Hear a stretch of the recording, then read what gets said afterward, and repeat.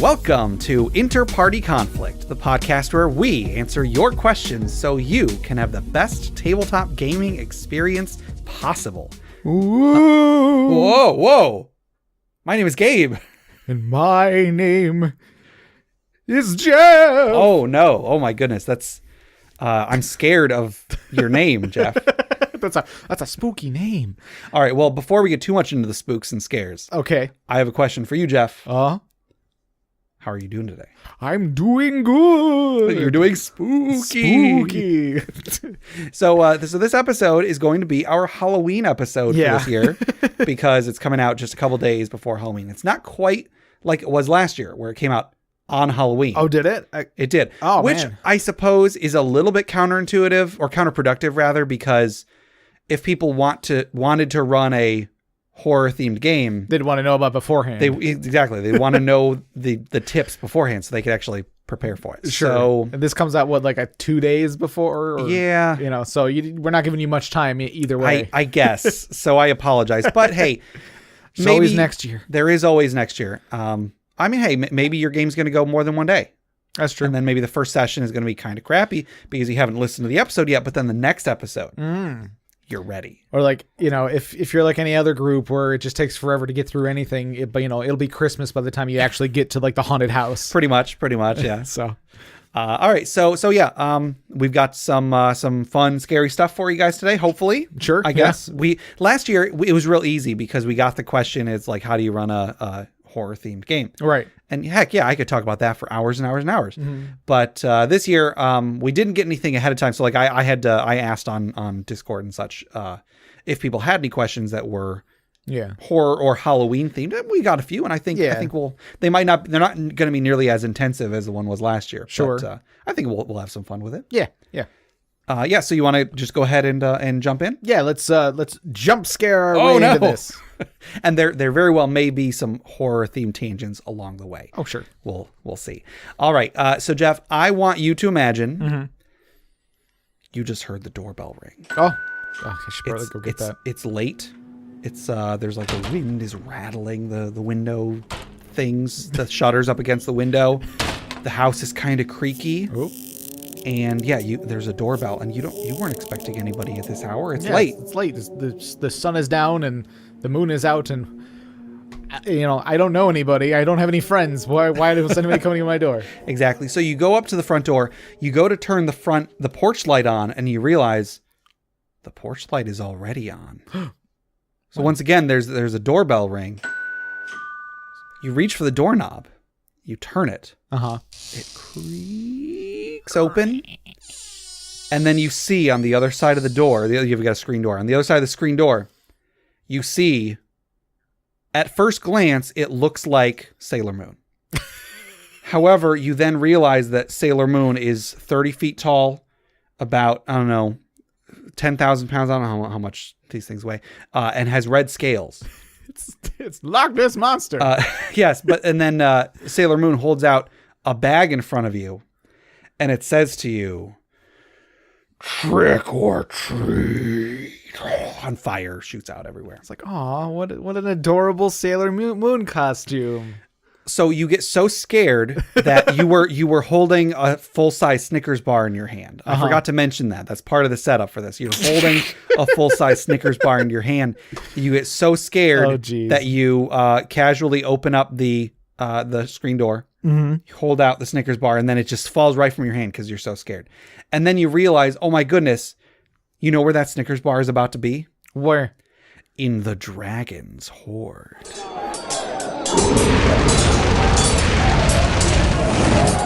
So dragon after trick-or-treating is his hoard is just a pile of candy. Exactly. Well, it's a pile of gold coins, but then you realize those gold coins, they're chocolate. They're chocolate. Oh. Exactly. Or like a young, a juvenile dragon comes home with a stash of candy and was about to add it to its hoard. Yep. Then the mama dragon says, we got to check and make sure that those, wrappers aren't open or whatever. Sure. So you gotta check your candy. Yes. Although I do feel obligated to mention that there have not ever been any documented cases of somebody being poisoned by Halloween candy, except in cases where it was a specific parent trying to poison their own kid. Right. Yeah. Like, yeah, it's a lot. It was, things get blown out of proportion. Absolutely. Get, so, I mean, sure, check your candy. Yeah. But, like, I mean, yeah, nobody's going to poison your candy. Anyway. Unless it's like, a evil dragon or something. I mean, well, maybe. I guess I didn't take dragons into account. So, well, before we get to the item, Jeff, let me ask you: No one ever does. Are you planning on dressing up for Halloween at all? Probably not. What day does it fall on? It's on a Wednesday. It's on a Wednesday. Yeah. I guess I don't know if we get a lot of trick or treaters in our neighborhood. Yeah. I don't think we did last year. We got a few last year.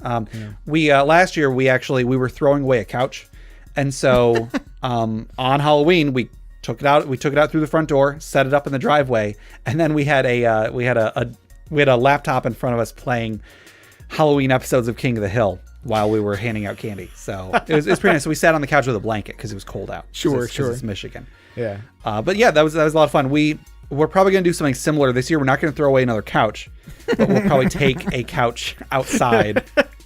It's just every year at Halloween we throw out a couch. Yep. It's a Halloween tradition. Exactly. But I'll probably be dressing up as a character from the British sitcom Toast of London. Okay. I don't know if I've seen that. It's very good. It's on Netflix. I do recommend you check it out. But my wife had some sunglasses that were similar to what a minor character from that show wears. And so she was like, oh, I'll dress up as Clem Fandango. And I was like, oh, I'll dress up as Stephen Toast. And then nobody's going to get it. They're just going to think we're just people. But yeah, those are the best costumes that no one realizes you're wearing a costume. Exactly. A couple years ago, I was BoJack Horseman. Yeah, that was a good one. You had the sweater and everything. It was good. Right. It was good. Last year, I don't think I was anything. Was I something last year? I don't remember. Anyway, it's been a while since I've dressed up on Halloween. I've gotten dressed up for parties and stuff like that. Sure. Yeah. It is worth mentioning that both of us are in our 30s. So we are not going to be trick-or-treating. So we have no excuse right to not be, wearing a costume on Halloween. Well, yeah, exactly. There's no excuse not to dress up for Halloween. Yep. Because we're in our 30s. Right. Anyway, so our item today, we don't. This is not one that was submitted by somebody. I actually went out looking for a Halloween themed magic item. I actually found a few. So we picked two kind of similar, simple ones. Sure. So we got two items. The items that they were actually posted to Reddit by Reddit user 7Horan. So I'm pretty sure it's supposed to be Thorin. But it's a 7 instead of 7. Exactly. Yeah, I gotcha. And the two items are the Bat Wing Eye Patch and the Eye of Newt. Ooh. So both kind of eye themed, but also witch themed. Yeah. As well. All right. The Batwing Eye Patch, wondrous item, rare, requires attunement. This item provides the wearer with dark vision. Once attuned to this eye patch, the eye patch stitches itself to the wearer's flesh, and the wearer is unable to take it off unless targeted by a remove curse spell or similar magic. And then it has some little flavor text here, it looks like. A leather eye patch crafted from the wing of a bat with runes etched across its surface. When in the dark, it makes an imperceivable low clicking sound. So like the sonar click of a bat, perhaps? Kind of, yeah. Although I don't think bats click. I think they make like a sound or something. They go, Having never heard a bat make that sound, I felt confident in. It's actually, no, there's a lot of bats near where I live. I every once in a while there's a big, there's a big flock of them there. I just hear, Thank you, Jeff. Yeah. Thank you so much. So yeah, the Batwing Eye Patch gives you dark vision, but you can't take it off unless you are unless you have a remove curse spell. Right. So basically one of your eyes is, I guess, blind. I guess because it gives you dark. I wonder, is it giving you dark vision through that eye, or is it giving you dark vision through your other eye, and so you're just blind in one eye? That's a good question. Fun fact that is only tangentially Halloween related, but. Do you know why pirates wear eye patches? I was going to bring this up, but go ahead. Well, okay. So it is not, it might be sometimes because they're missing an eye, but not always. Right, yeah.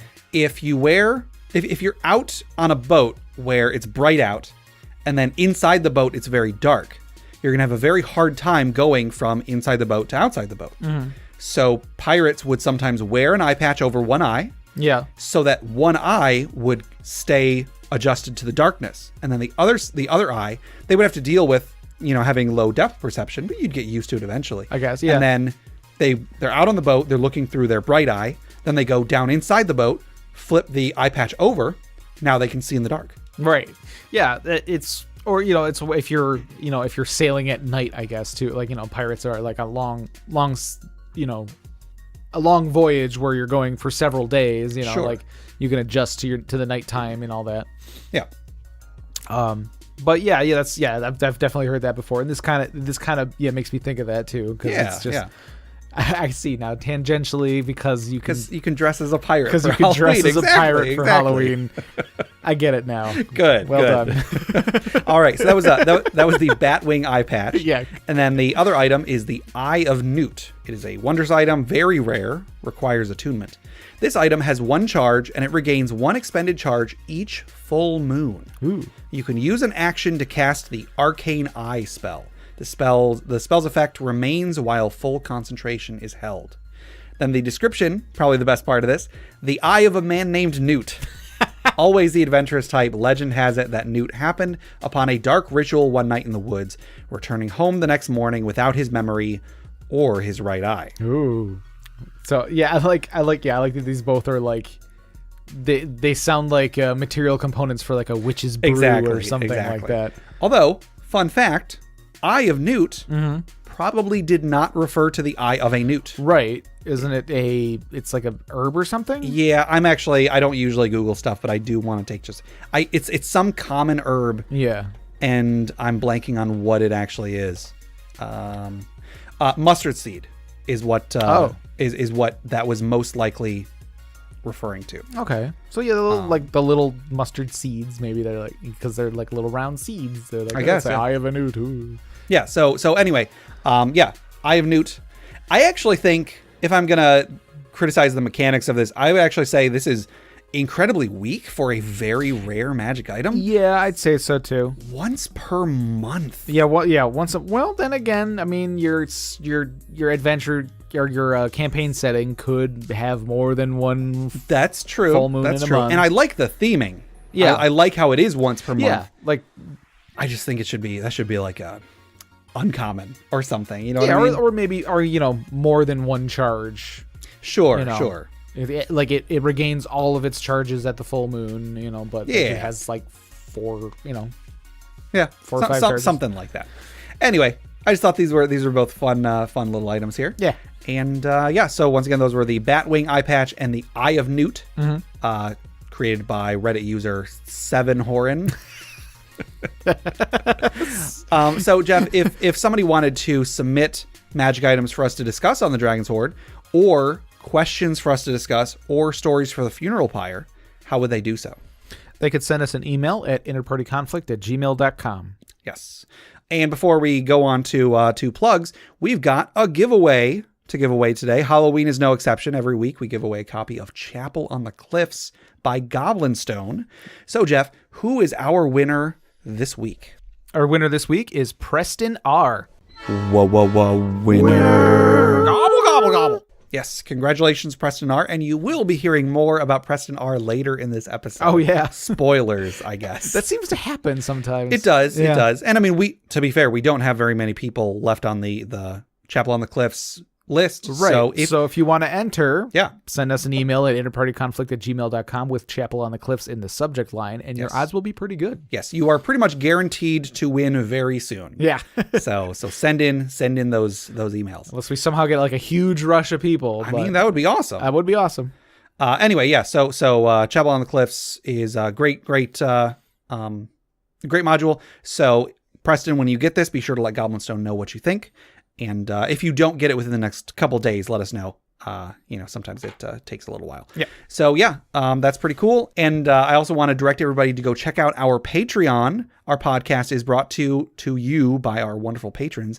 In just a couple months, for the first time ever, we will be in the black. Oh yeah. pretty soon. Like, no, I actually thought it was a little bit closer than it was, but in 2 months we should be running a profit, as long as we assume that our time is worthless. Right. Yeah. Exactly. So yeah, not counting all the time, all the late nights Gabe has spent editing episodes. yes, and and whatnot. early mornings, I guess technically, because Right, it's 6 a.m, late night or early morning. Yeah, I don't know. But we will have paid off all of our equipment, all of our hosting, all that kind of stuff. So so pretty excited about that. So, and thank you very much to all of you for supporting us. Absolutely. So if you want to become a patron, you'll get cool stuff depending on how much you give. You can either get bonus episodes. We've got outtakes. We've got fantasy fiction by me. I can write about your character if you are in the top tier. Mm-hmm. Also, you can take part in our once a month Patreon Roll20 game. And actually, the day before this goes out, Jeff is going to be running this month's game. Oh, man. And, so by the time this episode's out, the game will have already passed. Sure. So But hopefully people enjoyed it. Yes. I got some pretty good stuff lined up, I think. Cool. So, well, I'm very excited. So check out our Patreon at patreon.com/InterPartyConflict. Cool. We got some cool rewards on there, so check those out. See if any of them stand out to you. Mm-hmm. And every little bit helps. And hey, if you can't help, if you can't afford to donate anything, just tell a friend. Yeah, tell a friend about our show. Tell somebody to check us out. Leave us a review on iTunes. Those help us be seen by more people. Right. And, yeah. And so on. Yeah. And so on. Just word of mouth. Spread the word. Absolutely. I also want to, speaking of word of mouth, I want to tell you guys about our friend podcasts, Crit Academy. Crit Academy is a great podcast where the hosts, Justin, Ian, and Brandon, every week they talk about some sort of a topic. Like they went through the Midgard Heroes Handbook, which was a third-party book that is on DM's Guild, I think. Anyway, so Crit Academy, great podcast. Check them out, critacademy.com. Also, D&D Character Lab, another great podcast. Garen and Dan, they make characters and then pit them against each other. Mm-hmm. I think by the time this episode comes out, the episode that we've been hinting at for several weeks will be out as well. We guessed it on an episode of their podcast. Yeah, watch them. They just never put it up. Oh, that would be so disappointing because that was a very fun episode. But yeah, we made a Halloween themed character. Yeah. Go listen to their episode to see what we did. I guarantee you'll enjoy it. Yeah, I think so. Yes. So great podcast, both Crit Academy and D&D Character Lab. Check them both out. Enough of that. You want to get into this episode? Yeah, sure. Cool. All right. Our first question comes from KingJ.exe. This was on Discord. It is actually KingJ _exe. Jeff. Yeah, but whatever. Go on. If you wanted to run a horror-themed module for a young audience, what steps would you take or things you would change to make it age appropriate? And I think in his question he said like somewhere around like preteen age or something. Yeah. This is kind of tricky, I guess, because like kids around that age, especially young boys, not to go with the whole boys will be boys thing, but like it's they want the violence, they want the gore. Sure. They're gonna like I cut his head off and things like that. They're gonna get really into it. They might even get raunchier than you would comfortably want to. Yeah. I think it is very common for young males to joke about in D&D attacking people in the balls. Attacking people in the balls. Adult smooches with elven. If there's girls there, I want to do them. Although that might actually be a bit of an older audience. Anyway, go on. Yeah, that's yeah. Wow, I haven't heard that one in a while. So I feel like you don't.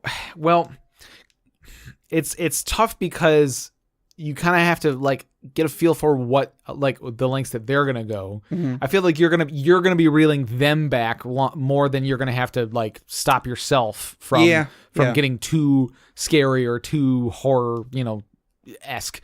So like you kind of have to like I guess you just kind of have to wait and see how they react to things and just kind of amp it up until you got to meet them at their level. Mm-hmm.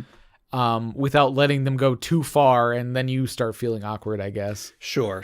I don't know. I think that really if it is you are going to be changing things rather than reining them in, I think that just try to gloss over all of the bits that you don't think are appropriate. Mm-hmm. You know, you could, because like a lot of games might spend a good amount of time describing blood and decapitation and so on, or you could just in that same amount of time just say like, okay, yeah, you kill him, he's dead. Mm-hmm. You can focus on the gore or whatever, like inappropriate parts, as much or as little as you want to fit the audience. If it is a matter of like the module itself is very, very centered around something inappropriate, I mean, you know, you might want to just pick a different module, I guess. Like, I don't know. I wouldn't want to, like, if say the module was like, you know, based on like the Saw movies or something like that, maybe that might not be quite appropriate for it. It would be hard to make that appropriate for a younger audience. Yeah. You could gloss over some of the more gruesome parts, but it would probably be easier in the long run to just find something else. I guess. Maybe stick to the more supernatural side of horror than the like, you know, than the death and whatnot. Definitely. Like so the type of horror that is like, even stuff like Lovecraftian horror that is less about killing and more about like, I don't know what that thing is doing to these people. Right. Yeah. That sort of stuff might be more appropriate. But you know, then again, if you are wanting to run a specific module, that might not be an option to change details like that. Yeah. I'd say like, the worst that can happen is like, it's inappropriate and the kid brings it up in front of their parents and their parents get upset and the whole D&D is evil thing starts happening. Or it's spooky enough to where like there's the one kid in the group who, you know, might not show that he's actually kind of scared about, you know, like, you know, I can see myself when I was younger, like I didn't watch very many horror movies because I was a scared kid sometimes. Yeah. Like, you know, I'm very paranoid and anxious, and so like, you know, shaking my head at you, Jeff.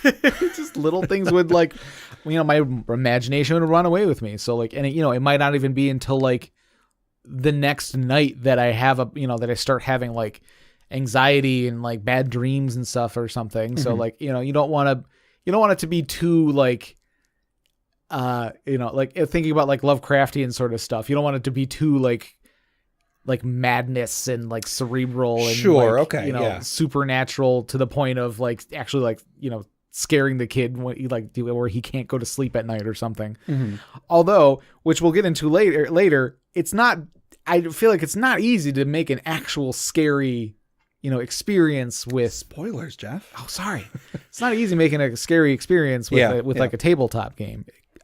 I probably it can be done, I feel like, but it's not easy. So I feel like you're less likely to have that happen where the kids are actually like too scared. Sure. I feel like the major issue is like what's appropriate, you know. Yeah. As long as they're entertained, I think. Yeah. The focus should be less on actually making it scary. Yeah, sure. You know. Yeah. So Gabe, Preston Penguin R from Discord has a few questions for us. Yes. Several questions from Preston. So, right. Actually, let's start with this one. What is the scariest D&D monster? Ooh. I would say, I mean, because there's a lot to choose from. Yeah. There's a lot of different types of scary. I would probably say something like the Spawn of Kios. Spawn of Kios. Oh yeah, the worm zombies. Yeah, I don't know if it has been updated to 5th edition, but in 3.5, I ran the Age of Worms campaign. Age of Worms thing. And in that, it very much revolves around this particular type of undead where it's a zombie, but it's not just a zombie. It's a zombie that is filled with these wriggling green worms. Yeah.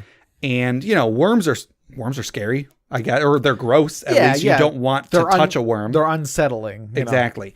And the thing about the Spawns of Kios is that when they attack you, one of the worms basically latches onto you and starts burrowing into your body. Yeah. And if you don't cut it out fast enough, it'll kill you and then eat your brain and then turn you into a spawn of Kyos. Right. So I think that those are scary on several levels. Again, there's like the unsettling worms constantly crawling. Yeah. But then also like there's the thought of what if it attacked me and I didn't realize it, and for whatever reason I didn't feel it starting to burrow into me. Yeah. Now there's something inside of me. The idea of a parasite of any kind is one of my biggest fears. Yeah.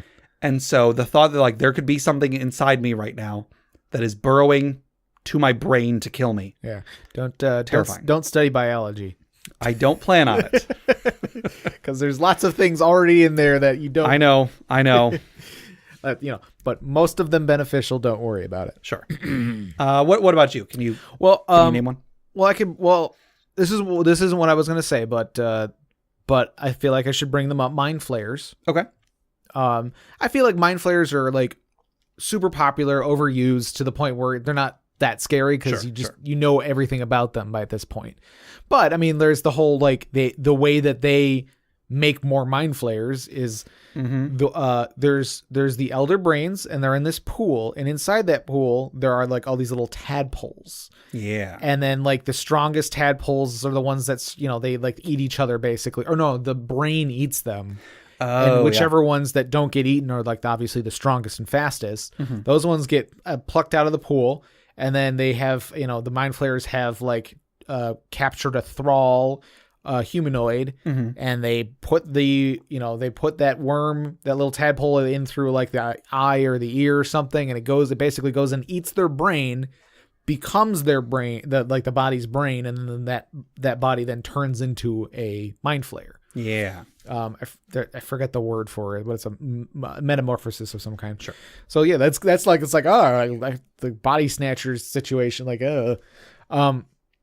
in Volo's guide, in 5th edition, there's an ooze. Okay. Oozes can be pretty scary. Yeah, oozes all by themselves are terrifying, because like being engulfed and like having your like a bone ooze where your bones are dissolved, but like the rest of you is still there. You're like, but there's like it's an ooze that I think when it eats somebody, or no, it eats your memory or something. I can't remember it eats the memories of somebody, and then it can like reproduce that person. That like it can basically make a clone of that, which is indistinguishable because it has their memories. Yeah. Other than the fact that it is connected to a giant blob. Like, there's basically a strand, like they have mechanics for it where you can sever the strand to like destroy the copy.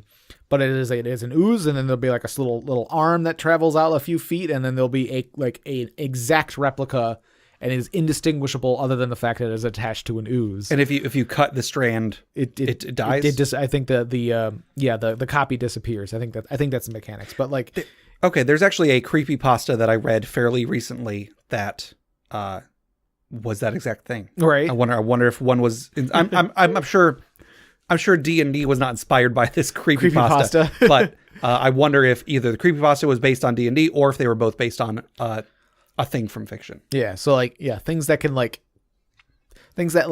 copy, that use like memories and like can copy people to like to like lure them into getting eaten or whatever. And that just like all the oozes are like, they're just, anybody who's been in an adventure and you come across a ooze, like it's usually like oozes are a great like low level adventure obstacle because they're slow moving. Yeah. But they're deadly. So like you can deal with them if you know it's there and you plan ahead, you can handle an ooze pretty easily. But like if you're not prepared, if you don't know it's there, it can be very, very deadly. A while back, I submitted I've been on 2 episodes of Crit Academy. I guessed it on, and the very first one that I was on, I brought in a custom monster for that episode called the Illusory Ooze. The Ooze. Good job, Jeff. Did I tell you about that? I don't know. I probably did around the time, but I don't know if you remember it. Right. So it is, if you look at the gelatinous cube, gelatinous cube is essentially invisible. Right, yeah. The idea is that like it's just chilling somewhere. You walk into it without realizing it. Suddenly you're engulfed in acid and it's like dissolving you. Right, yeah. My idea was, instead of an ooze that looks invisible, it is an ooze that creates an illusory environment around itself that it is a part of. So basically it has the hallucinatory terrain spell. Okay. That is just constantly active around it, meaning that it can make a huge area around it look like a different terrain. So it's like you walk into a room and it's like a really nice lavish bedroom and there's a really comfy bed there and you're like, I'm going to lay down in that bed. Or even oh no, sure. Or like maybe a treasure room and you're like, oh sweet, there's a treasure room. You walk up to take the treasure and oops, there's actually an ooze there and you're getting eaten. Yeah. And then as you die, you see, oh, this is just an empty cave. This isn't a treasure room at all. And then another idea that I had to make it even spookier is pair it with a bunch of, let's say there's like a more powerful version of the illusory ooze. True. That has a seeming spell you probably never use because who would ever use this spell? But it is paired up with a whole bunch of zombies. Seeming is basically like the disguise self spell, but on multiple people. Okay. So this ooze creates a room of some type. There are a bunch of zombies in the room that it then makes those zombies look like specific people or specific types of people. Right, yeah. You might be walking through a dungeon and then suddenly, oh, you're in a big dining room and there's a bunch of nobles sitting around a table. Interesting. I'll go talk to one of these people. Oh, wait, they're all zombies. They are all zombies and they're eating my brain now. You could do that with skeletons because like skeletons have like the features of like skeletons were kind of like have like a memory of what they used to be. Yeah. So when they're not under direct control of whoever like made them, they're just kind of idly doing the things that they used to do or something like that. So like, you know, they might be doing that and then they notice like, oh, hey, adventure, I'm going to kill that, you know. I'm going to eat it. But yeah. So anyway, that's what I thought of when you mentioned oozes. But speaking of like creating clones and such, one monster that I think is a lot scarier than a lot of people realize it is at first is doppelgangers. Sure. Like the idea they're creepy looking just by themselves. They are creepy. They look like gray aliens. Yeah. Pretty much. But the idea that, let's say you're just going about your business, you go home, you walk in the front door, and there's another you with your family. Oh man. And everybody thinks you're the doppelganger. And I don't know. There's just so much horror that can be had from the idea of a doppelganger or a clone or something like that. Yeah. It's just that's so spooky. Here's the thing that has actually happened to me that was like so bizarre and creepy when it happened that I still have no explanation for to this day. And it sort of has to do with like doppelgangers and such. Actually, to cleanse the palate first, a goofy little thing involving doppelgangers and such. I was in a play a long time ago called Squeezebox. It was awful. It was an original play from someone at this theater troupe that I was a part of at the time. And I was in this play. It was really, really bad. But Lisa, my wife, she was my girlfriend at the time. She came to see me in it. And before the show started, she was in the audience and she was waiting for the show to start. She was with her friend Corey. And the two of them, they were like, wait a minute, Gabe's sitting right in front of us. Let's play a prank on him. Because I guess like they saw me in the audience and they were like, oh, maybe this is just part of the show. He's like sitting in the audience and something happened. So they were going to play a prank on me. And then they went to go like tap me on the shoulder and they realized it was not me. It was somebody else that looked very much like me, apparently. I was on stage. You know, I was getting ready to go on the show. So anyway. Wait a minute. But anyway, when we lived in Tennessee, there was a day, this was like early on when we moved there. We didn't really have very many friends at the time. But one day, Lisa got a call from my cell phone. Oh? I was holding my cell phone in my hand at the time. Like, we were both at home. Her phone rang. It said that it was me calling her, but it wasn't because I was in the room holding my phone. Huh. We didn't answer. I kind of want to... I wish I knew what would happen if we did. Right. We didn't answer. They left a voicemail. Uh-huh. I'm pretty sure I saved this. I'm pretty sure I could find this voicemail to put it in the show notes or something. Oh, man. It was a voice that it sounded slowed down slightly. So like, I can't say whether it sounded like me or not. It sounded like if my voice was slowed down. or if somebody else's voice was slowed down. I don't know. Right. But in this voicemail, this person says something along the lines of, "Hey, Lisa, I'm going to be coming home late tonight.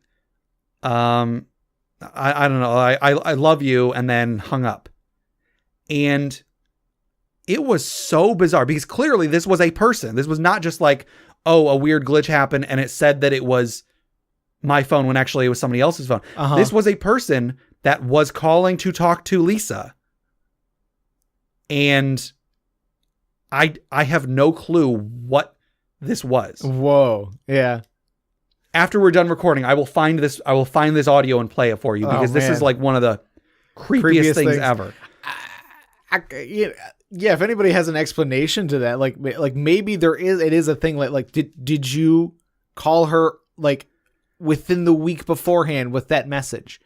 Well, maybe. I do remember there being a time before this. I want to say it was like a month at least. I want to say it was like a significant amount of time before this that I did call Lisa. Some sort of a weird glitch was happening while I was calling, and I wasn't sure if my message was getting to her or not. But then again, the way that the message went, that's not how I talk when I call Lisa. When I call Lisa, like I talk a specific way. Sure. And I don't feel like this was close enough to how I speak to actually have been me. Maybe because it's slowed down, it doesn't seem like that? Maybe. I don't know. But then if it was me, why was the phone ringing? What would have happened if we answered the phone? I so wish I could go back in time and answer that phone. Then again, if I'm able to go back in time, we've got an explanation for what this is. Sure. But it was just so bizarre. If I can find the audio, I'll try to cut it into the episode. Spooky stories. I didn't even intend for this, but like that's why I think doppelgangers are a very spooky thing if they're used right. Sure. So and I've definitely like you come across people that like look like people you know and sure. I've been like halfway across the world and like see people that I'm like that can't be. Like yeah. Like I've been in like Europe and like I'll see somebody and be like there's no way that's on anybody I know because I'm on the other side of the planet right now. Like right. But like you're just like I swear that's so and so. Yeah, I went to private school for most of my childhood, like until I was in high school, and when I was in 10th grade and onward, I went to public school. And just like going to a public school with like so many more students in the class than like I was used to, I feel like the first year I was in high school was just like, oh, that looks like a person I know. That looks like a person I know. That looks like these two people I know mixed together, and so on. Anyway, yeah, we getting a little off topic here, but I want to actually change my vote from Spawn of Chaos to Doppelganger. Okay, because we've been talking about it. I'm really thinking Doppelgangers have the potential to be the scariest D&D monster. So yeah, we're still in that like body snatcher sort of realm, though. Like that sort of thing, where it's like you're either taking over somebody's body or becoming a person, or that. So like it's like identity and like loss of control. Absolutely, are can be very scary things. Yeah. The other question he had was what's the best Halloween monster? So I mean, like again, that could just be like horror themed or scariness, stuff like that. In that case, like explicitly Halloween themed, like I'm thinking like Universal Monsters type monster. I would probably say like a mummy.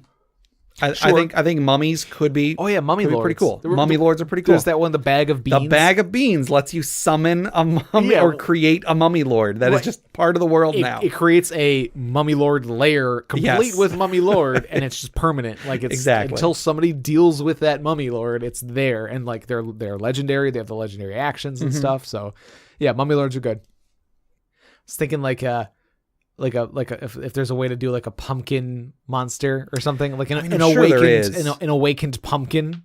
Here's an idea I'm going to toss out there. Reskin the Tarrasque as a giant pumpkin that has come to life. Oh yeah. 100% better right there. I will fight that Tarrasque. I don't care what level I am. I will fight that Tarrasque. The Tarrasque lantern. Exactly. Another question. What's the scariest setting? I mean, like classic, I guess, like Ravenloft. Like the most horror themed, that sort of classical thing. Yeah, it's like I've never actually played a Ravenloft game, but from what I understand, it's run by a vampire and it's got werewolves all over the place. Right. Yeah.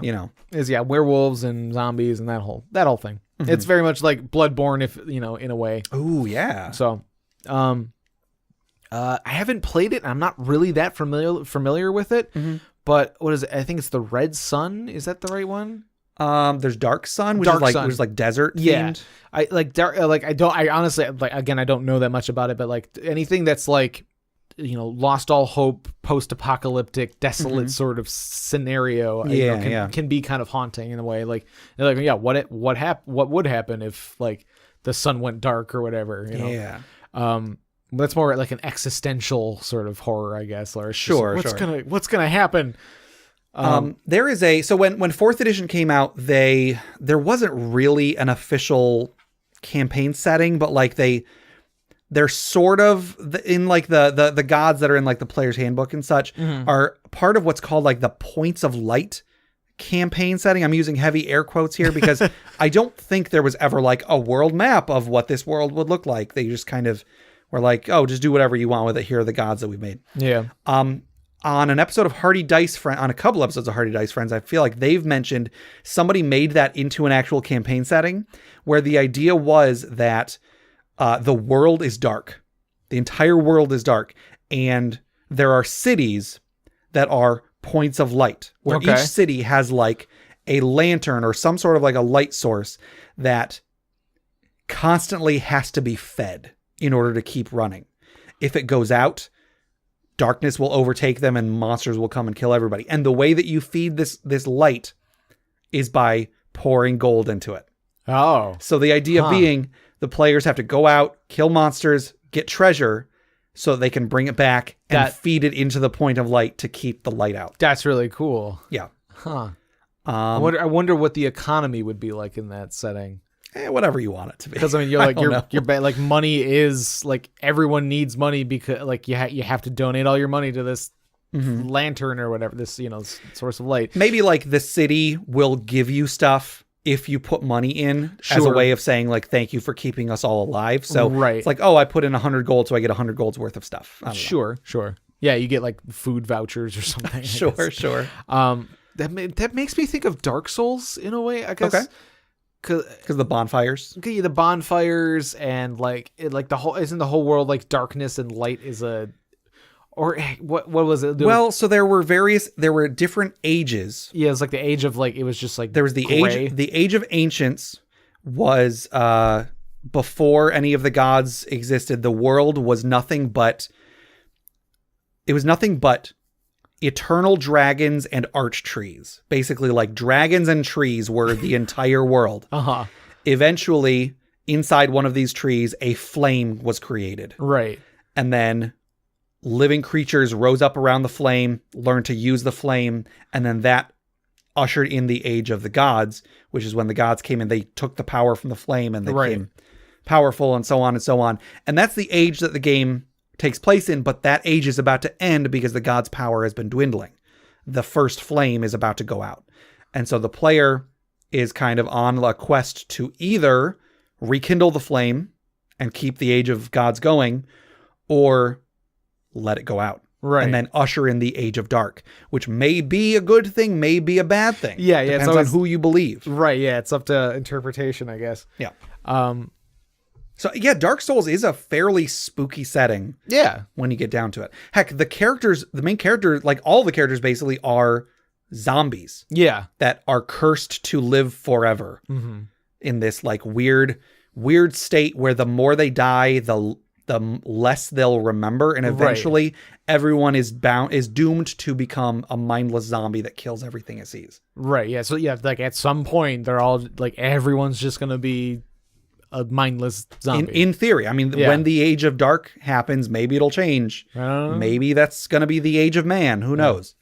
So yeah, Dark Souls. Go play Dark Souls. It's great. It just came out on the Switch and it's awesome. Awesome.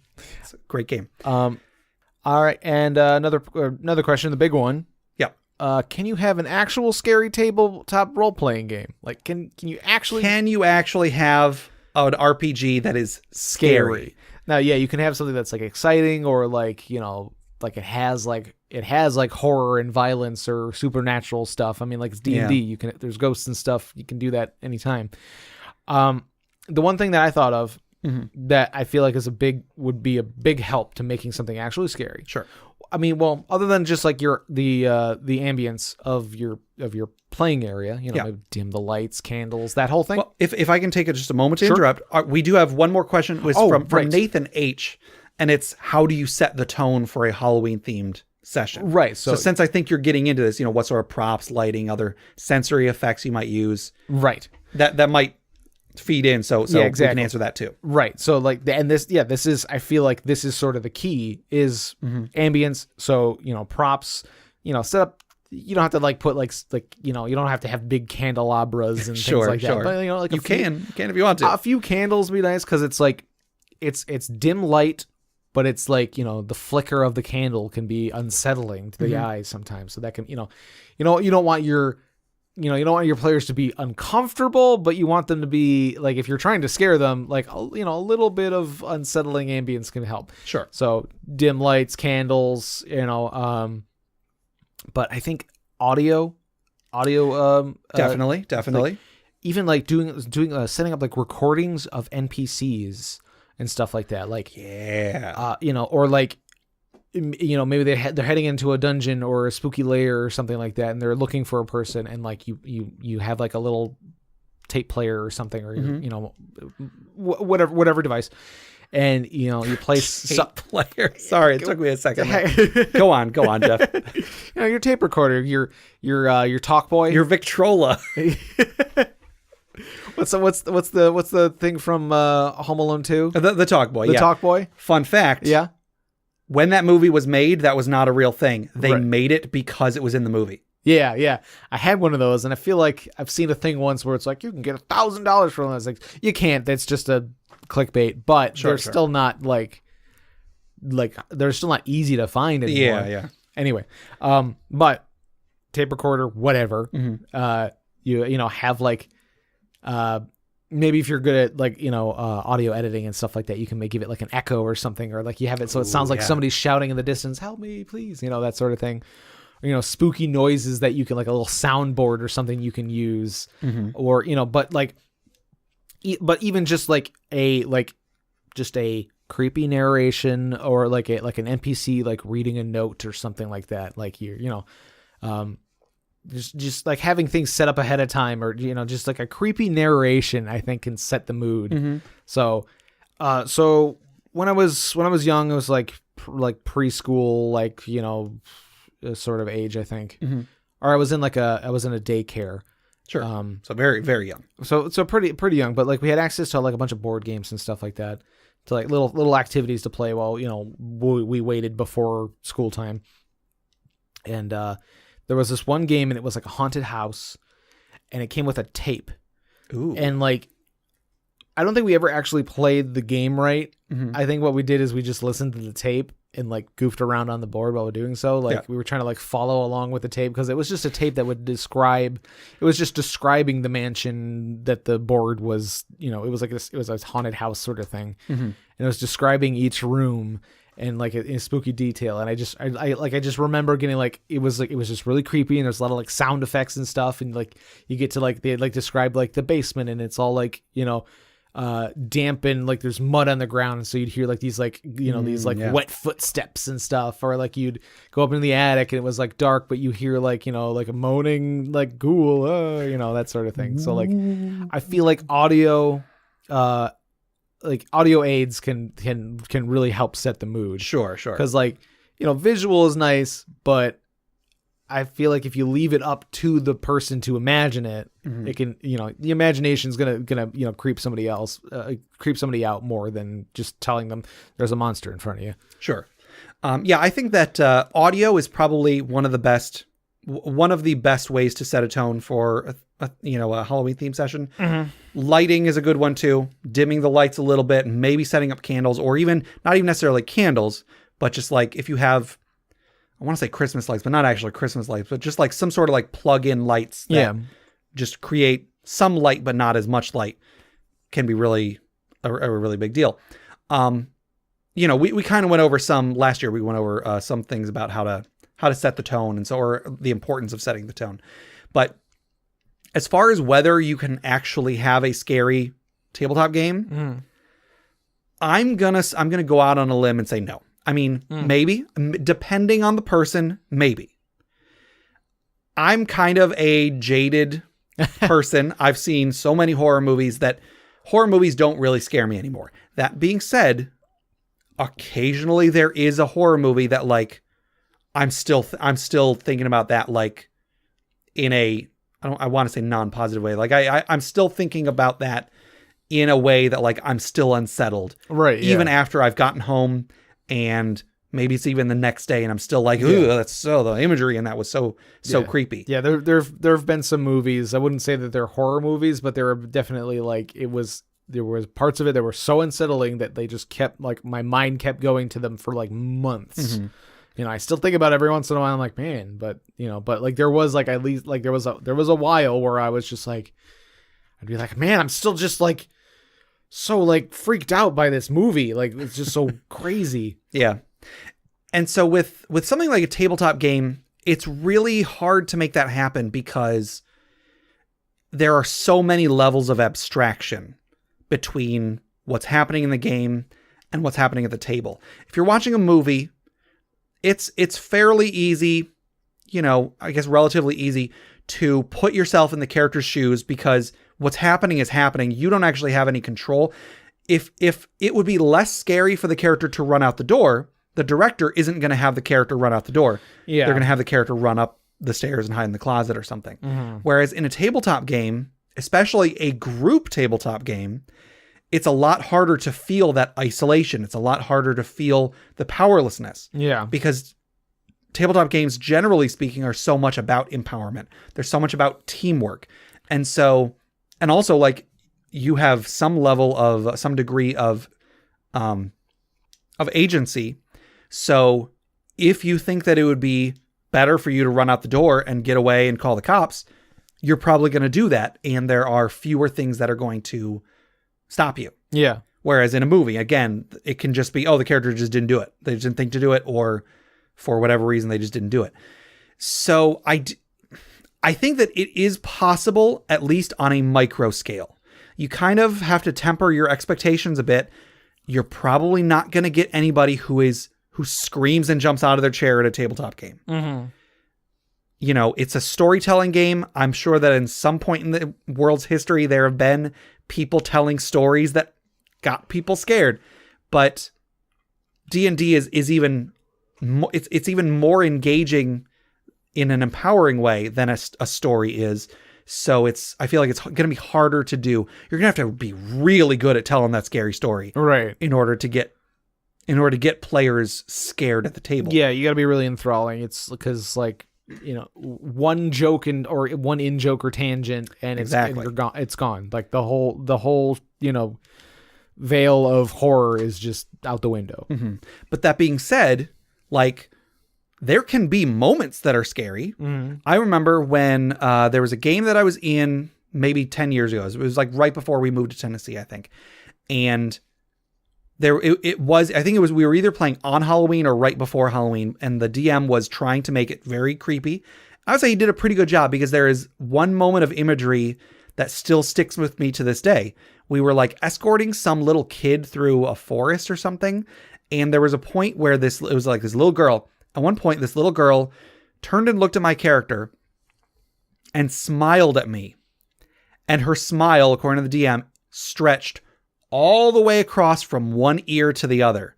And just like that momentary image of like, whoa, that is not what a little kid's face should look like. It creeped me out. I say that more often than I should, but go on. Right. And the rest of the session, was exploration and fighting monsters and such. But that one moment was like, whoa, that's a scary image. Mm. And so if you can change your expectations, instead of being, I want to scare someone for this entire game, and instead have it be like, I want each player to have one image stick with them after the session is over. That is probably a much better expectation. And I'm sure if you get good at telling scary stories and doing, the imagery and so on, mm-hmm. I'm sure you can make that happen. I think that's definitely a thing, but whether the whole game is going to be scary, probably not. At least not with adults, probably not with people who are very genre savvy, Yeah. people who have been playing tabletop games for years and years and years. Probably not. If you're playing with younger people or people who are new to D&D or whatever tabletop game, maybe if you try really hard, maybe, but don't be super surprised if it doesn't happen. As you know, again, I think we hinted at, we said something about it earlier. As long as they're having a good time, like if you're playing with a young audience with a horror theme module, I think is what we were talking about. As long as they're having a good time, that's the important thing. But whether it's scary or not, it's going to depend on the people. Yeah. It's going to depend on a lot of things. I wouldn't hope too hard for it. Right. Yeah. I mean, like, even if a movie doesn't scare me, if it is a horror movie, I'm probably still going to have a good time. You know, sure, it's pretty hard to screw up a horror movie to the point where I don't enjoy it. Although I've seen a couple movies recently that did just that. But, you know, I'm still enjoying the horrifying imagery, even if I'm not scared. Right. Yeah. You're still celebrating you're celebrating the season of, Sure. you know, it's like Halloween. You just want to get in the Halloween spirit and that whole thing. Like, you know, everybody like, you know, we're in our 30s and like, yeah, we're still thinking about dressing up and all that. And like, we go to, Right. you go to like Halloween parties and things like that. People are just like, it's a festive time. Yeah. And the festivities involve, you know, scary stories and things like that. So like, yeah, you might not get as scared as you once did when you were a little kid or something, but you're still having a good time. Yeah. So yeah, that's, you know, as long as everybody's having a good time, I guess. You know, I forgot to mention this last week, but so I went out of town recently, went to visit our friends down in Georgia. Oh, right. I ran a game of the Terrible RPG for them. Oh, yeah. It was the same scenario that I ran for you. Also the same scenario I ran for Justin and the guys from Crit Academy when I played with them.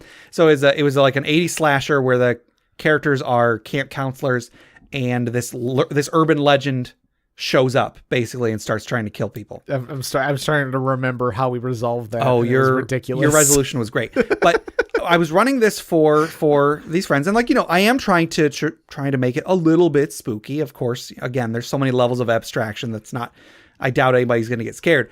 But I don't know if she's going to listen to this, but one thing that my friend Haley was doing that made this a bit harder for me was that she was not taking the bait. Anytime that I was like, oh yeah, you see there's a spooky cabin over there that matches the one from the story.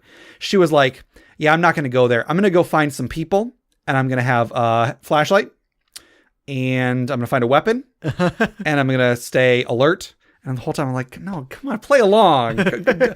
Go do something reckless. That's the whole point. Like, nope. Oh, whatever. I can't fault her for right, that. Yeah, but you're like, nope. But I mean, if a player is genre savvy, they're not going to get drawn into the horror because they're going to be on guard to some extent. Yeah. And you can't blame players for that. But that's why I'm saying like it might work better with less experienced players, I guess. I'm sorry. Again, I'm just thinking of like of how we ended that session. Sure. So the urban legend that I won't tell the whole thing, but basically like this was actually inspired by an urban legend from my youth. There was a camp that I went to a couple summers, and they had this urban legend where there was this guy who like worked in I don't remember if he worked in a mine or worked somewhere. In my story, he worked in a mine, and there was a mine fire and he got horribly burned. And so his like face was like all mutilated, and they called him Willie the Weep because like his eyes were just constantly leaking from them because of how horrible his burns were. And so he's going around killing people in this game, in this RPG that I ran. Yeah. And how did your character solve the problem? Oh, right. Like, cause like you have to like pick different attributes for your character on the tarot, and you tear off the sheet and whatever.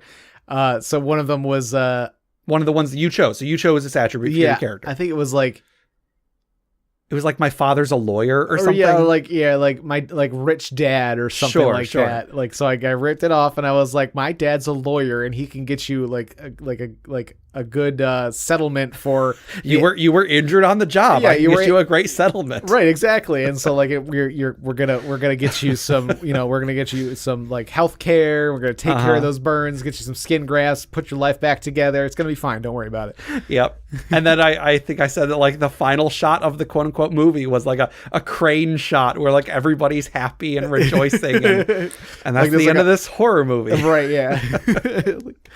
Like the Willie the Weeps holding a big one of those big giant checks. check, exactly. Giant checks. It's like his face, like it's got skin grafts, but he's still like it's still horrifying, but it's like he's got a smile. He's got a smile now. So yeah, that was great.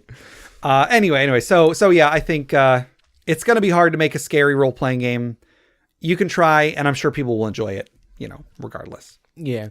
I guess one more thing you could probably do is jump scares. Jeff, what? We're fighting. Okay.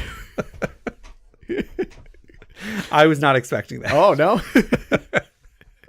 Anyway, I think we'll move on from the normal questions. However, we do still have our social media discussion questions. Mm-hmm. I wish I had timed this a little better. It didn't occur to me that if I had last week's question be the horror themed one, we would have our listeners' answers on this episode. Right. Anyway, so we'll have some listener answers next week. But anyway, I still like this question and some of the answers that we got. So. Oh yeah. So last week's question was, what is a mechanic from a video game that you'd like to see implemented in a tabletop game? Right.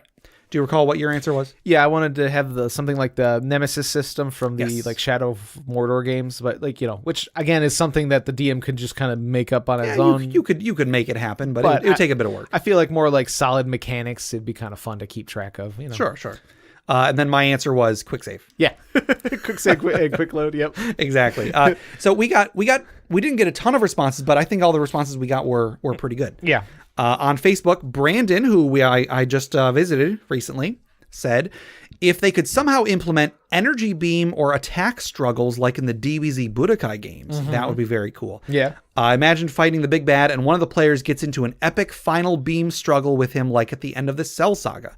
Meanwhile, other players are trying to break the bad guy's concentration or something like Vegeta did. Right. So the end of the Cell Saga where Gohan is struggling with he's like doing this big giant beam. The ghost of his father shows up to like give him that extra little boost of power. Right. Everybody's trying to screw up the bad guy who's also shooting a giant beam down. And then Vegeta comes in with one last blast to kind of like knock him off a little bit, and then then that's the end of the show. And Cell makes this goofy face as he gets vaporized. Yeah. Anyway. I think that's really cool. I do wish that there were more like dual mechanics in D&D. Like grappling? Jeff, shut your mouth. No, I mean, like grappling, although it's very simple in 5th edition, doesn't really do what it used to do. And I mean, that's why it's so simple. It's basically just you keep them immobile. And I mean, you can flavor it the way that you want. You can do some cool stuff with it. But I wish there were mechanics for like the two of you are having like a back and forth battle of the wits or whatever that isn't just I rolled a hit, he rolls a hit, right, and so on. So I think this could be a cool thing if someone were able to implement it pretty well. Yeah. Dan on Facebook says the karma and faction systems from Fallout. Okay. There's an option for faction points in the DMG, but I'd like an official point system for alignment. If you stray too far from one path, your alignment changes. Yeah. I'm fine not having an alignment in a campaign, but when you do, you shouldn't be torturing creatures as a good character. It'd be nice to have an official way to keep track of that, as well as consequences or rewards for playing against type. Right. There was an NPC generator I found once that like it didn't just tell you like they're chaotic evil. It actually had points that put into each aspect of alignment. Okay. And so they would have like 5 points in chaotic, 5 points in evil, but then like 4 points in lawful and 4 points in good. Sure. So like they're chaotic evil, but then they have some like lawful good leanings on some things, maybe, Like they might have maybe they're like a family person and they're very loving to their family, but then they're chaotic evil to everybody else. You know? Although I don't necessarily like 100% of this suggestion because I just think that alignment, it's really hard to quantify alignment, and it comes down to basically you're enforcing role play. But then that makes me think I actually kind of would be okay if there was a game where you had to role play a certain way. Like if you were given one character archetype and you had to role play that character archetype. I think that if that is the assumption going in, that you do have to play a certain type of character and you don't have 100% freedom, I think that could be a neat experiment. Yeah. Instead of just being, hey, play whatever you want and then have your alignment, just write down whatever alignment fits that. Right. I think if it's like, okay, this game I want to be, I am volunteering to be the chaotic evil guy or whatever, and I have to stick to that or suffer consequences. I think that could be interesting if done well.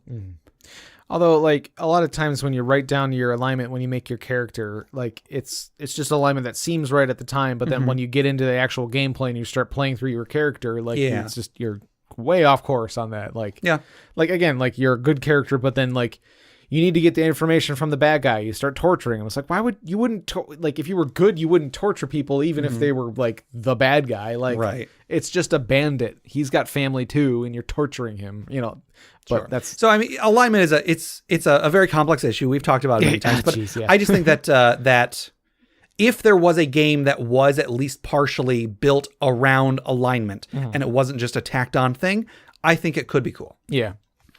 We only got a couple on Reddit, but on Reddit we've got Reddit user Takeover Mars says Bloodborne's trick weapons would be really cool. Ooh. They got halfway in. They got halfway there in 5th edition with the Veteran's Cane, which I'm actually not familiar with the Veteran's Cane, but I would love me some trick weapons. Trick weapons, yeah, those are cool. Not even just trick weapons. If there was just like more mechanics on how to do specific attacks with a weapon. Like, I know that there's the freedom to describe your sword slash as, you slash from side to side, or you slash up or down or whatever. Yeah. D&D's combat is so abstracted, you don't need to specify any of that. I think that it would be neat to play a game where, an upward slash does this slightly different effect, but has this slightly different drawback. Sure. And then if you like jab or whatever, it does this other thing. That could be cool because then trick weapons would have a use. Because in D&D, you can describe your weapon as a trick weapon all you want. You can describe your longsword that fits into the sheath and then becomes a greatsword because the sheath is bladed. You could describe it as that, but there isn't necessarily a benefit to doing so other than, well, now I'm using the stats of a greatsword. Right. Which you could do by just having a greatsword. So, I don't know. I think that it would be great to play a game that necessitates trick weapons. However, in D&D, I think that it's not necessary, and so it's not going to be done well. Sure. Lost Ranger 17 says, I like the idea of weapons and equipment that you can upgrade as you level up. Something like an ancestral weapon that gets better at intervals, but requires some sort of resources to improve. Yeah. So kind of like Weapons of Legacy was a thing in 3rd edition. Yeah. And that was cool, although I think the way that it was implemented in that book was kind of lackluster. Yeah, I don't remember being like I remember liking the idea, but not being wowed by the content. Like the way that you leveled them up was just as costly as just buying an upgrade.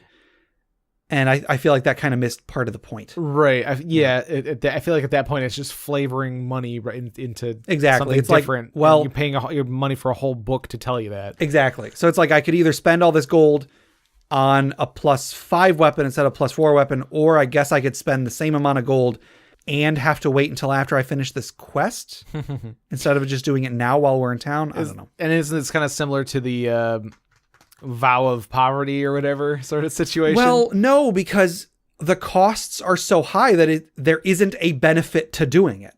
Like with vow of poverty, you gain a benefit that probably won't be affecting you, whereas like in Weapons of Legacy, it's like either way you're spending a ton of money to get this benefit. Sure. So I don't know. Yeah. Lone Rev on Discord says, the idea of making magical items or weapons from the soul of a legendary creature, like in Dark Souls, sounds cool to me. With higher challenge rating equaling a higher powered item. Yeah. So similar to the previous one, this is like you have to kill a specific creature or a specific boss or something to make said weapon. I think this is a really cool mechanic. In fact, I'm currently like trying to figure out a cool way to do something like this where like, although I'm thinking more along the lines of Monster Hunter rather than Dark Souls, where you're fighting like pieces of monsters or things like that, and then you use that to make equipment in some way. Yeah. So like, I had an example. So you kill a mimic. Oh, okay. And then you use a mimic to make like a set of armor or something. Like so, like the armor secretes that adhesive that the mimics do. So like you get so like things that you grapple have disadvantage to escape. That's really cool. Yeah, so like little things like that where you get like a little like one of the abilities or the traits of a monster you can apply to you apply to a weapon or a piece of armor or an item or something. Mm-hmm. Maybe not quite as powerful or you can't use it as often, but it gives you an extra little cool thing that you do, and you got the story like, oh, I killed this mimic and I turned it into my into my armor. I do love the idea of turning a mimic into armor, but of course that makes me think of Dark Souls, the symbol of avarice. Oh yeah. Yeah, you get more experience when you're wearing it, but you slowly die. And your head is a mimic. And your head is just a mimic. Yeah. Yep. And then we got just a couple on Twitter. Collins says a very simple answer: fast travel. Now, I had a response to this. I mean, depending on your DM, you kind of already do fast travel in D&D. Right. Yeah. You just say, okay, yeah, so a few days pass, we get to our destination. What happens? Yeah. I mean, that's dependent on the DM, but or the DM just gives you an item of teleport. Sure, exactly. And I think that's more what Collins was talking about. And then Justin from Crit Academy says another short answer: cheat codes. Yeah. Here's what I want to do, Jeff. I'm gonna be honest. I want to do this in the next campaign that I run. I'm going to put cheat codes in the game, but not tell anybody. Maybe hint at them at some point. Okay. Like have there be some cryptic message the players encounter, and then if they pick up the clues and they do all the right stuff, suddenly they become invincible or they get additional lives or something.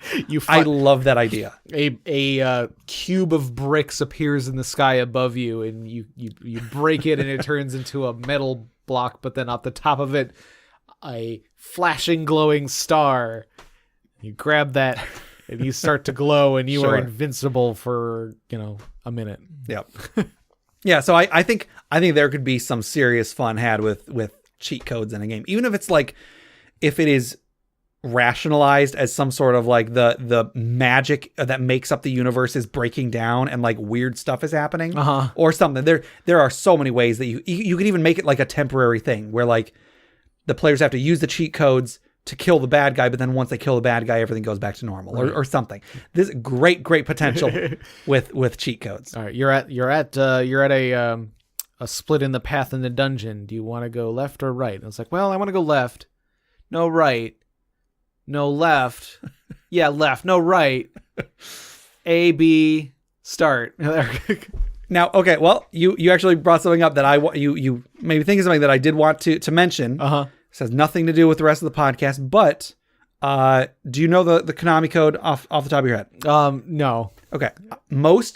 So often I will see people reference the Konami code and get it wrong. That I was referencing it without knowing. Sure. I'm not trying to pick on you, but like, right, yeah. Like I didn't want to try and remember what it was because I don't. Sure. So here is the Konami code, everybody. Yeah.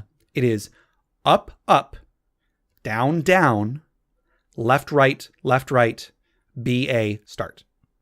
That is the Konami code. So often people are like, oh yeah, up, down, left, right, BA, start. No, you wrong. Up, down, left, right. It is up, yeah, down, left, right, BA, start.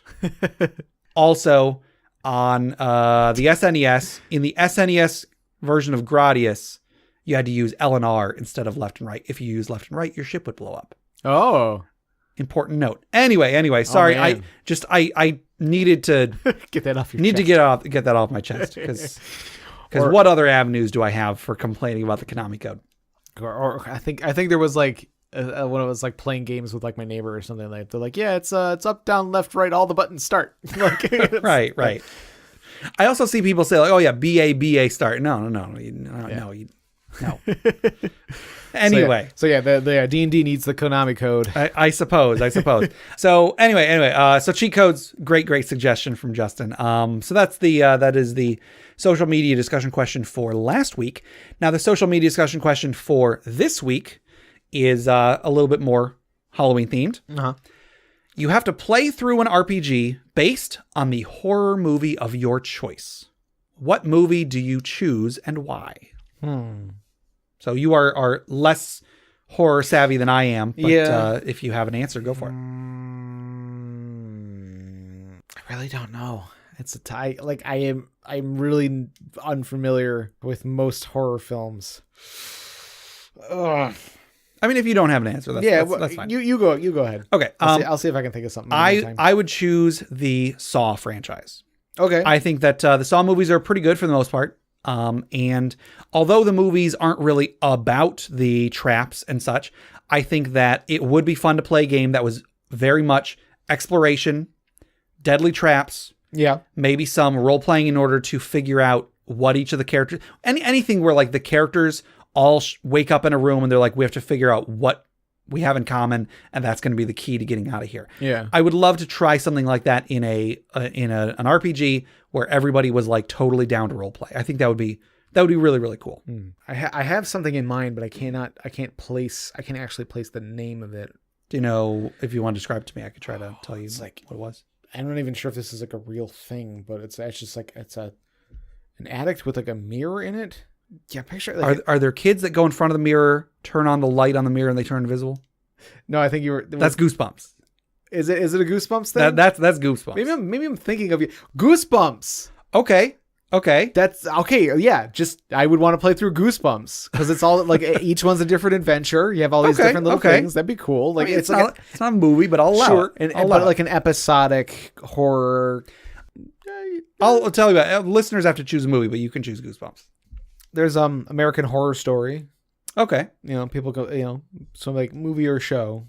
I think I'll leave it as a movie, but I think Goosebumps is fine. Yeah. Cool. Okay. So everybody check out that, by the time this episode comes out, it will be too late to answer if you're hoping to get on our next episode, but we always do love reading your responses, whether they make it on the show or not. Yeah. So that'll do it for our questions for today. Now, before we close out the episode, we have just one more segment to get to. Oh, yeah. So I think that we should, let's breathe in that smoke. Let's pick up a burning arm and toss it onto that pile of bones over there that we are calling the funeral pyre.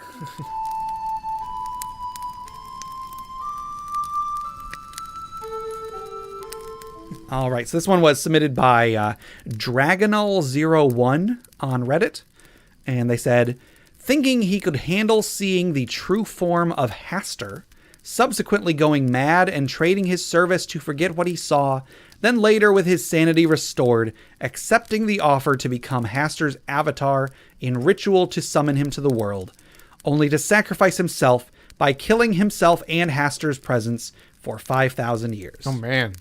So, odd format. That was a very long sentence that could probably have been broken up in some other way, but yeah. So, Haster, of course, being a Lovecraftian thing, I believe. I don't know Haster well enough to describe what it is. Right. But anyway, it's one of those like unknowable horror. Right. Things. Yeah. So yeah. Thinking that he could handle seeing the true form and being wrong, I think probably would have been a very, very concise way to say this. So that was Dragonal01. So let's raise a glass to 5,000 more years. Clink. So that'll do it for today. Thank you all for joining us. To submit questions for us to discuss, items for the Dragon's Hoard, or stories for the funeral pyre, please email us at interpartyconflict@gmail.com. For show notes, links to media mentioned on the show, and running lists of questions and magic items, go to interpartyconflict.com. Join the discussion on social media. Find us on Facebook, facebook.com/interpartyconflict, our subreddit at reddit.com/r/interpartyconflict, on Twitter at InPartyConflict, or on our Discord for our weekly social media questions. Your answers might end up on the show. Find us on iTunes, Google Play Music, Stitcher, YouTube, anywhere you download podcasts. Please rate, review, subscribe, or just tell a friend. If you'd like to support the show, check out the rewards at patreon.com/interpartyconflict. There's a few different tiers, so anything you can spare, even $1 a month, would go towards making the show better, and you'll get bonus content for it. Jeff, tell us about FriendQuest. FriendQuest is our YouTube channel where we play video games, and please join us on November 3rd for the Extra Life charity game day. We'll be streaming as long as we can. It's 24 hours is the goal, but like we've said earlier in the show, we're getting up there in age, so it's like I can't stay up as late as I used to. So, yeah. But I'll give it a shot. We'll see what we can do. Cool. And I don't know exactly how my schedule is going to line up, but if I can, I will try to get in a little bit during the wee hours of the night / morning if it is convenient for me. So if anybody's around, wants to watch us play games, and feel free to obviously donate to the charity, because that's it's a good cause. So yeah. We hope to see you guys there. Yeah, cool. And I think this is the last episode. Yeah, this is the last episode that's going to go up before that. So please come along and help us out with that. And sort of related, I was thinking that I might want to try to do another arcade stream in November, probably around Thanksgiving. Oh, cool. Too. So join us for the November 3rd for the was it Extra Life? Yeah. Join us on November 3rd for the Extra Life stream, and then a few weeks later, I don't know the details yet, but we'll get you some more details on something else a little after that. Cool. And if you'd like to submit some of your childhood memories of going to the arcade, you can write those to me in an email at arcadememoriespodcast@gmail.com. I've got 2 episodes of that up. It might be all of them that ever go up, but hopefully I can get some more submissions and get another episode out sometime soon. Because it's so reliant on submissions for such a niche thing, it's probably going to be a while before another episode comes out, if ever. But if nothing else, it's fun to make and fun to listen to. Yep.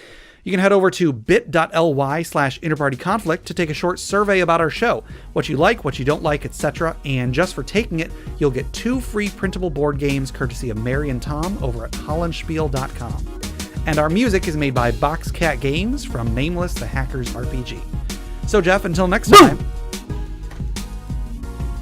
Bye everybody. Bye everybody.